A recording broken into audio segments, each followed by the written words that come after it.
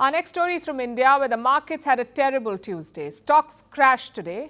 There was widespread selling across major sectors. India's currency, the rupee, is also under pressure. Let's show you the numbers, starting with the Sensex. It tracks the top 30 companies of India. The Sensex plunged by over 1,000 points today. The Nifty was in the red too. This index represents the country's top 50 companies. It was down by over 300 points. Both indices fell by just over 1%, which may not seem like a very big loss until you look at the trajectory. The past few months have been rough for Indian stocks. Markets posted losses in both October and November. This was their first back-to-back decline since February 2023. In December, in the first couple of weeks, we saw some recovery, but it did not last. So what's fueling this volatility? Broadly, there are three reasons. First, the impending rate cuts in the US. The US Federal Reserve is meeting tomorrow. That's the American Central Bank. It is expected to cut interest rates. There's a lot of speculation that this may be the most significant rate cut in 4 years. And if it happens, it will trigger a chain reaction. It could push investors to rethink their investments.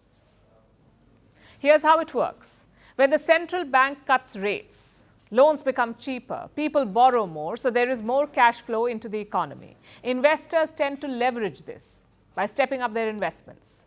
That is how it usually plays out. But this time, there is uncertainty, a fair bit of it. Investors don't know how this rate cut will pan out, so they're being cautious. That's reason number one for market volatility. Reason number two is the Indian rupee. It is getting weaker against the US dollar. Today, the rupee dropped to its lifetime low against the greenback. One US dollar was worth close to 85 Indian rupees. And what led to this fall? India's widening trade deficit. Gold imports are surging.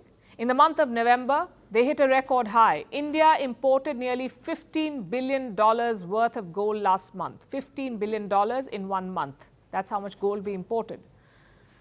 That's more than double from October. In October, just $7 billion worth of gold was imported. So this surge has widened India's trade deficit. In November, it stood at around $38 billion.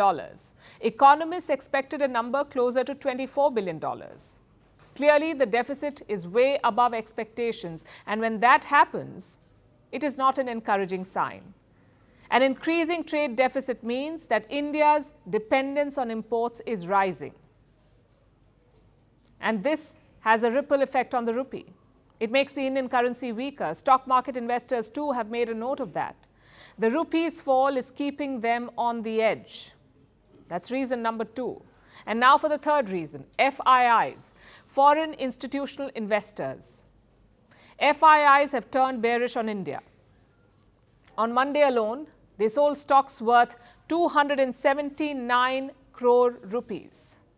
In 1 day, that's over $30 million. Now, it's hard to say if this indicates a broader trend. In November, FIIs pulled over 16 billion from the Indian markets.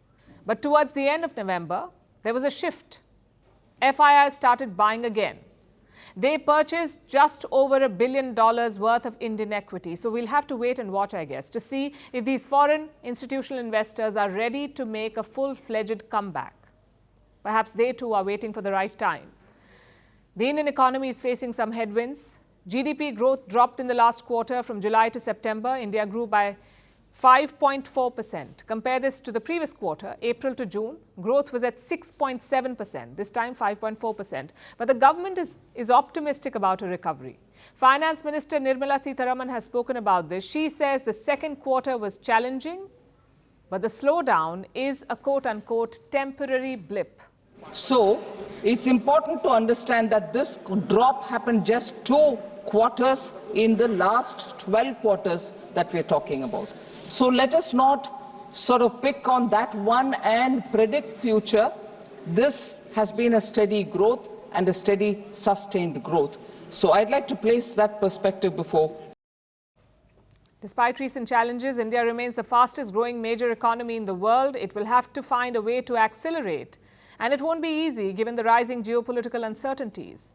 There are lots of variables, lots of moving parts. The next few months will be critical both for the economy and the stock markets.